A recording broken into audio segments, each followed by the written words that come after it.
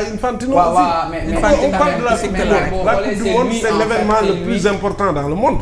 La Coupe du Monde. C'est à cause de sa proximité avec Donald Trump que. Parce que hier j'ai entendu hier doyen Alioune Ndiaye en parler jëm ci peut-être ki nga xamante ne moom moo di Infantino ak peut-être proximité bi nga xamante ne am na ko ak Donald Trump. Il a trop laissé faire les choses en quelque sorte. Un trophée spécial pour Donald Trump, n'est-ce pas? def na ko kay. non yow sax wax nañ fi. la candidature de Infantino portée par Donald Trump. pour l'ONU. On a même parlé de ça. pour wax la proximité bi ñu am.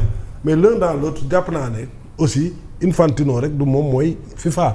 te coupe du monde c'est-à-dire am na dayoo boo xam ne c'est-à-dire dëkk waru ko mën a organiser ba pare di imposer moom ay lois. ay normes vraiment. mais c'est ça qui est aberrant. Maintenant il y a à côté de Infantino il y a l'Afrique aussi. parce que boo xoolee mais la CAF fait partie. restriction yëpp africains yi lañ ko opposé. Afrique toutes les restrictions c'est l'Afrique. mais la CAF aussi devait élever la voix. mais la CAF aussi nan lay waxee. parce que ka ko jiite tamit Infantino moo ko fi teg. waaye ñi gisoo CAF li muy def di waaj a jël coupe d'Afrique bi di ko yóbbu tous les 4 ans. loolu ça va tuer le football africain. parce que le football africain fi mu toll nii boo constaté en fait dafa nekk di yéeg ci kaw. ci kaw a kaw bu ñu demee ba suñu joueurs yi di discuter ay ballon d'or international. nga gis tey jii nii les Africains comment ils évoluent dans le monde du football et ça a toujours été comme ça.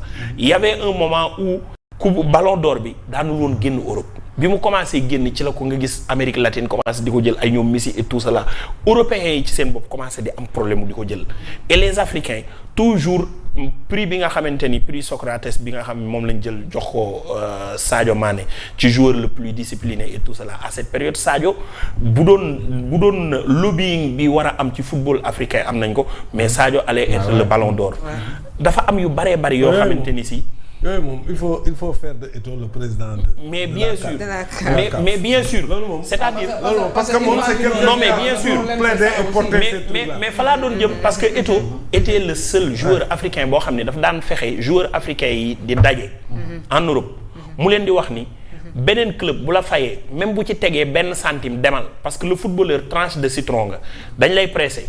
bu jus bi jeexee loo joxe ci club boobu loo fa yàgg dootuñ la jël parce que le football a ses réalités. Il te paye pour tes talents aspect physique et d'ailleurs président Lamine foofu laa daxoorul ak Pape Thiaw il devait amener Malang daf ko waroon yóbbu loolu dëgg la loolu ñëpp ñoo koy wax Malang dafa waroon dem.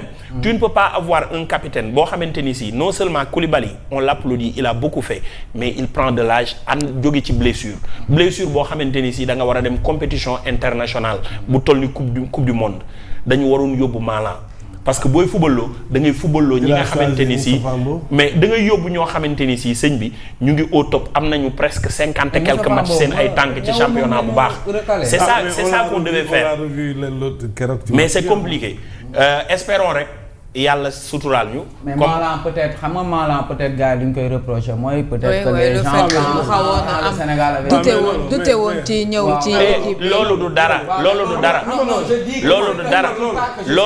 c'est-à-dire boy Omar li ñu soxla ci boy bi mooy talent footballam lañ soxla. ils sont nés en France formés en France. tey jii bu la France wooyee ñoom seen premier choix ñoom ñëpp France la nga ñëw xamante dëgg à part.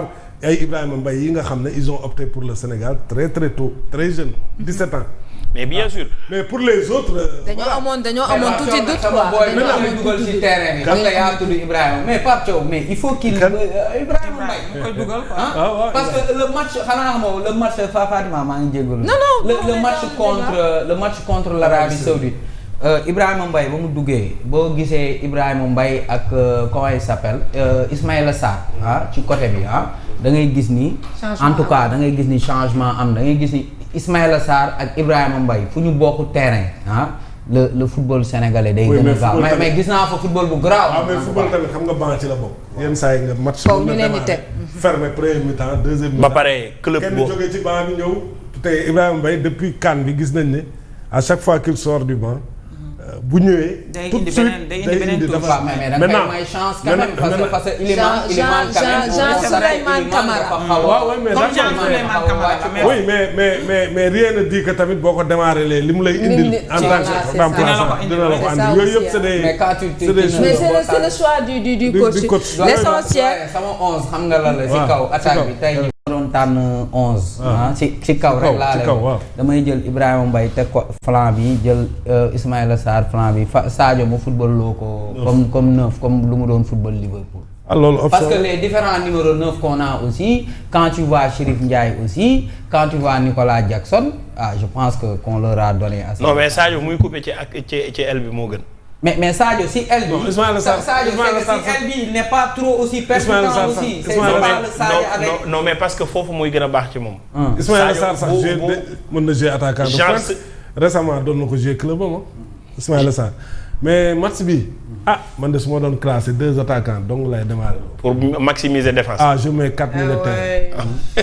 Parce que xeex bi yëpp ci digg bi la de. C'est au milieu. match bi yëpp ci milieu terrain bi la. xam nga France. waaw France am na attaque boo xam ne. non cat ba cat la baaxee waxal loolu rek. non. La France c'est une très loolu. mais c'est une très bonne attaque. barke alxuraan. mais le milieu et la défense quand même. Voilà des na tuuti quoi. c'est pas au même niveau que l'attaque. L'attaque moom day am 3 top. amaat banc bi ay joueurs yoo xam ne. saa yu duggee mën nañ def sa défense ak défense. léegi nag man sama défense ak. défense su France bu ñoo yem rek. dama lay wax de. ñoo yem de. non ñoo yem parce que ñun daal li ma bëgg. li ma bëgg mooy Sénégal gagné. dóor 2-1 France may France benn but. laalaat ko gars yi génne jubilé ñu njoñ ginaar yi berndewu. amiin waay mais dama lay wax ñaar xel yi machine bu attaque gu France bi yow. c'est ça mais attaque bi nag léegi nag problème mooy yow xam nga ne attaque bi moom macha allah ñëpp xam nañ waa léegi nag il faut. le combat c'est au milieu. il faut tout faire pour couper il faut nga couper milieu bi ak attaque. deuxième tiers bi troisième tiers bi gagné match. L'attaque française si elle est bien servie moom elle va marquer des buts. ça c'est clair c'est sûr. maintenant nag il faut faire en sorte que. parce que boo xoolee seen match ak Côte d'Ivoire loolu la leen gagné bien sûr indi xeex bu metti au milieu di dal seen kaw di pressing. loolu la de boo changé match. non ñun suñu match ak France lépp la ñuy loolu yow waale nañ ko. voilà je pense que gars yi maintenant ce sera aussi un match tactique d'entraîneur. mais bien sûr. parce que mais nag Pape Thiaw des fois on a l'impression qu'il perd la bataille tactique. parce que man j'ai l'impression que à chaque fois comme Deschamps ne va prendre aucun risque. Deschamps nous prend très au sérieux moo wax la loolu. mais bien sûr Deschamps du entraîneur buy jaaxaane match. xam nga 2002 genre boobu sax. C'est pas le beau jeu qui compte mais non c'est ça en fait le sport final on n'est pas mooy li may wax rek Iliman Ndiaye en fait dinañ ci ñëwaat incha allah.